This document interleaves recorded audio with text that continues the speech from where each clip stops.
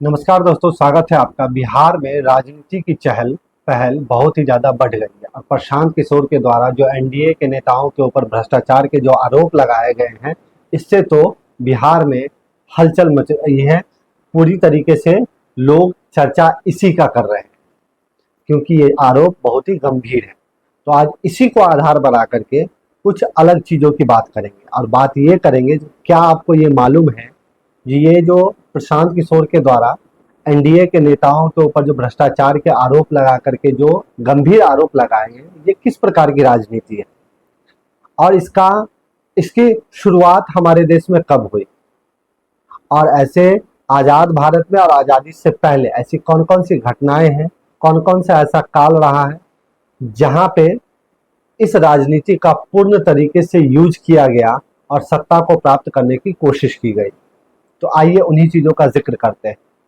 तो इस प्रकार के राजनीति जो प्रशांत किशोर के द्वारा अभी की जा रही है, जहां पे भ्रष्ट नेताओं का पर्दाफाश किया जा रहा है, चरित्र पर गंभीर आरोप लगाए जा रहे हैं, इस प्रकार के राजनीति को चरित्र पर प्रहार की राजनीति कह सकते हैं। और इसकी शुरुआत बिहार की ही धरती से हुई थी चाणक्य के द्वारा, और प्रशांत किशोर को भी राजनीति का चाणक्य कहा जाता है। जब दौर प्राचीन काल का था, जहां पर पाटलिपुत्र जिसे आज बिहार कहते हैं, वहां पर धनानंद शासन कर रहा था, यानी नंद वंश का शासन था मगध के ऊपर। और धनानंद एक विलासपूर्ण जीवन जी रहे थे। उनका शासनकाल ताकत तो थी, लेकिन शासनकाल सही नहीं था। उनका चरित्र बहुत ही खराब तरीके से सामने आ रही थी और चाणक्य इसका उपयोग करते हैं और धनानंद को मदिरा पीकर सत्ता चलाने वाले नेता के रूप में सामने प्रदर्शित किया जाता है और उनके कैरेक्टर को, चरित्र को धूमिल करने की कोशिश की जाती है। तो यहाँ से हम इसकी शुरुआत देख सकते हैं। हम मध्यकाल में बात नहीं करेंगे क्योंकि मध्यकाल में बहुत सारी ऐसी घटनाएं हैं जिससे वीडियो बहुत ही लंबा हो जाएगा। हम बात करेंगे अब औपनिवेशिक काल में, जब ब्रिटिश हमारे यहाँ शासन कर रहे थे, तो क्या उस समय कुछ ऐसी घटनाएं हैं जो बताता हो, जो चरित्र पर आरोप लगा करके राजनीति की गई हो। हाँ, हमारे देश में ऐसी बहुत सारी घटनाएं हैं ब्रिटिश शासन काल में जहां पे यह पूर्ण तरीके से प्रदर्शित होता है, जो चरित्र को आधार बना करके राजनीति की गई, उसी का जिक्र करेंगे। तो दौर उस समय का था जब 1857 की क्रांति हो गई थी और उसका प्रभाव भारत पर व्यापक रूप से था और ब्रिटिश के ऊपर दबाव आ चुके थे। ऐसी स्थिति में 1885 में कुछ समय बाद, 1857 की क्रांति के कुछ समय बाद 1885 में भारतीय राष्ट्रीय कांग्रेस की स्थापना की गई। वैसे इसकी स्थापना के दौरान ही द्वंद्व थे, लेकिन ये द्वंद्व वैचारिक और सैद्धांतिक थे, व्यक्तिगत द्वंद्व नहीं थे। और जब 1885 में कांग्रेस की स्थापना हो जाती है और जब कांग्रेस का विभाजन नरम दल और गरम दल में होता है, उससे पहले तक जो द्वंद्व थे वो वैचारिक और सैद्धांतिक ही थे।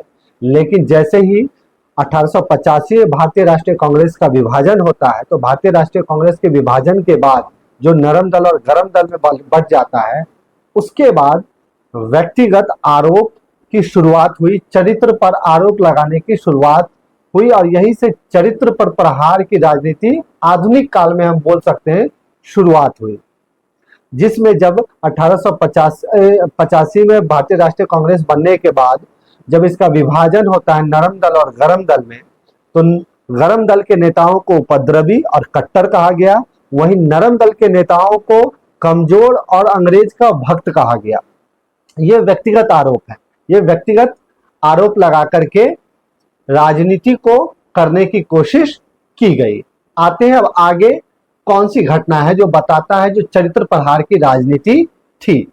अब इसके बाद 1938 में जब भारतीय राष्ट्रीय कांग्रेस के अध्यक्ष का चुनाव हुआ और सुभाष चंद्र बोस निर्विरोध अध्यक्ष बन गए, लेकिन 1939 में जब फिर से अध्यक्ष का चुनाव हुआ और चुनाव सुभाष चंद्र बोस जीत गए, लेकिन उन्हें इस्तीफा देना पड़ गया। तो क्यों इस्तीफा देना पड़ गया? क्योंकि गांधी जी किसी और को अध्यक्ष बनाना चाहते थे, क्योंकि गांधी जी नरम दल के प्रवृत्ति के थे।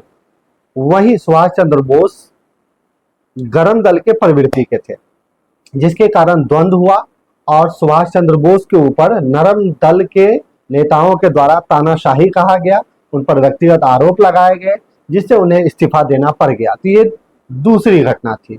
इसके बाद आजाद भारत से पहले जो तीसरी महत्वपूर्ण घटना थी वो थी ब्रिटिश के द्वारा भारतीय नेताओं के ऊपर चरित्र पर आरोप लगाए गए। जैसे गांधी को पाखंडी साधु कहा गया, वही बोस को हिटलर का समर्थक कहा गया अंग्रेजों के द्वारा। ये भी व्यक्तिगत आलोचना, टिप्पणी कह सकते हैं, चरित्र पर आरोप लगा करके राजनीति को मोड़ देने की कोशिश हुई थी। अब बात करते हैं स्वतंत्र भारत में क्या, जब हम आजाद हो गए 1947 में, तो 1947 के में आजादी के बाद भी जब 1951-52 में पहला चुनाव हुआ, तो क्या उस समय भी वैसी राजनीति थी? चरित्र पर आरोप लगा करके, चरित्र पर टिप्पणी करके क्या राजनीति होती थी या नहीं होती थी? आइए बात करते हैं। तो स्वतंत्र भारत में जब नेहरू जी स्वतंत्र भारत के प्रथम प्रधानमंत्री बने और उनके काल में ज्यादातर व्यक्तिगत और चरित्र पर आरोप लगा करके राजनीति हमें देखने को नहीं मिलता है। उस समय हमें राजनीति नीति आधारित होती है, सैद्धांतिक द्वंद्व देखने को मिलता है, वैचारिक द्वंद्व देखने को मिलता है, लेकिन व्यक्तिगत द्वंद्व देखने को नहीं मिलता है। अब ये तो फिर कब से होती है? तो जब लाल बहादुर शास्त्री जी प्रधानमंत्री बनते तो उनके ऊपर व्यक्तिगत आरोप लगाए जाते हैं और आरोप ये लगाया जाता है जो वो एक कमजोर नेता थे और वो नेहरू के बराबरी में नहीं थे। तो ये आजाद भारत का हम कह सकते थे पहली घटना थी जहां पर व्यक्तिगत चरित्र को आधार बना करके राजनीति करने की कोशिश विपक्ष के द्वारा होता है। अब दौर जब इंदिरा गांधी की आती है और जब गरीबी हटाओ का नारा देकर के इंदिरा सत्ता में आती है, तो विपक्ष के द्वारा चुनाव के दौरान आरोप लगाए जाते हैं, इंदिरा गांधी पर व्यक्तिगत आरोप लगाए जाते हैं और उन्हें कहा जाता है ये इंदिरा गांधी जनता को बहलाने वाली है और तानाशाही प्रवृत्ति की है। तो ये आजाद भारत की दूसरी घटना थी और इंदिरा गांधी से ही तीसरी घटना होती है जब भारत में आपातकाल लगता है और आपातकाल के दौरान इंदिरा गांधी पर व्यक्तिगत बहुत ही ज्यादा आरोप लगाया जाता है और आरोप ये होता है इंदिरा गांधी को तानाशाह कहा जाता है, लोकतंत्र की दुश्मन कहा जाता है। वहीं इंदिरा गांधी भी विरोधी नेताओं के ऊपर व्यक्तिगत टिप्पणी करते हैं और करते ये हैं, कहते हैं वो लोग देश विरोधी हैं, अराजकता को फैलाने वाले नेता हैं। और मैं बता दूं जो 1977 में व्यक्तिगत छवि का जो मुद्दा था वो बहुत ही ज्यादा था और इसको आधार बना करके चुनाव लड़ा गया और विपक्ष के पक्ष में परिणाम आए और राजनीतिक स्थिति बदल गया। अब जब इंदिरा गांधी की मृत्यु हो जाती है और राजीव गांधी सत्ता में आते हैं, तो उनके सत्ता में आने के बाद बोफोर्स घोटाला हो जाता है और बोफोर्स घोटाला जैसे ही होता है तो उनके ऊपर भी भ्रष्टाचारी का आरोप लगाया जाता है वीपी सिंह के द्वारा और एक अभियान चलाया जाता है। तो यहाँ से जब राजीव गांधी के ऊपर जब बोफोर्स का आरोप लगाया जाता है, घोटाला का आरोप लगाया जाता है, तो यहाँ से ईमानदार छवि के ऊपर प्रश्न खड़ा करके राजनीति करने की एक नई पहल की शुरुआत होती है। तो ये हमारा एक और घटना था। इसके बाद नरसिंह राव जी की सरकार होती है, वो प्रधानमंत्री बनते हैं, उनके ऊपर भी भ्रष्टाचार और घोटाला का आरोप लगाया जाता है, व्यक्तिगत टिप्पणी होती है और उन्हें भी व्यक्तिगत आलोचना के आधार पर उनके ऊपर राजनीति करने की कोशिश की जाती है।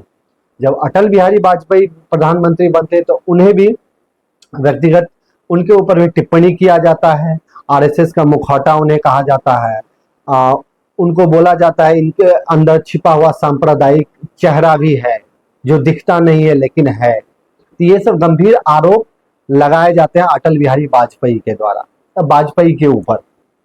अब आगे जब मनमोहन जी की सरकार आते हैं, मनमोहन जी प्रधानमंत्री बनते हैं, तो इनके ऊपर तो व्यक्तिगत टिप्पणी का तो बौछार हो जाता है। इन्हें मनमोहन सिंह बोला जाता है, कमजोर प्रधानमंत्री बोला जाता है, रिमोट कंट्रोल से चलने वाली प्रधानमंत्री के रूप में इन्हें प्रदर्शित किया जाता है, बहुत ही आलोचना किया जाता है इस दौर में विपक्ष के द्वारा। जब नरेंद्र मोदी प्रधानमंत्री 2014 में बनते तो इनको भी तानाशाह बोला जाता है, सांप्रदायिक और पूंजीपतियों का दोस्त बोला जाता है इन्हें। लेकिन इनके काल में ही दो और अलग घटनाएं शुरू होती है। राहुल गांधी के ऊपर भी चरित्र का उनके चरित्र पे भी आरोप लगा करके, पप्पू कौन कौन से मीम बना करके उनके ऊपर आरोप लगा करके राजनीति की जाती है। वहीं नेहरू के चरित्र के ऊपर भी आरोप लगा करके चुनाव राजनीति पूर्ण तरीके से की जाती है। तो ये कुछ घटनाएं थी जिसका मैंने जिक्र किया। आजादी से पहले से लेकर के आजादी के बाद अभी तक कौन कौन सी घटना प्रधानमंत्री थे, कौन कौन से चरित्र थे जिनके ऊपर गंभीर आरोप लगा करके राजनीति करने की कोशिश की गई, जो आज हमें बिहार में जब राजनीति है, चुनाव है, तो देखने को मिल रहा है। और प्रशांत किशोर के द्वारा एनडीए के नेताओं के ऊपर जो भ्रष्टाचार के गंभीर आरोप लगाए गए हैं, वो चरित्र पर प्रहार की राजनीति है, जिसका मैंने कई उदाहरण आजादी से पहले से लेकर के आजादी के बाद के घटनाओं को शामिल करते हुए अभी तक के दौर का मैंने जिक्र किया है। तो ये एक आपके पास मैंने एक राजनीति का नया परिदृश्य सामने ला करके रखा है। अगर वीडियो ये अच्छा लगा तो इसे लाइक करें, शेयर करें और सब्सक्राइब करें। Thank you.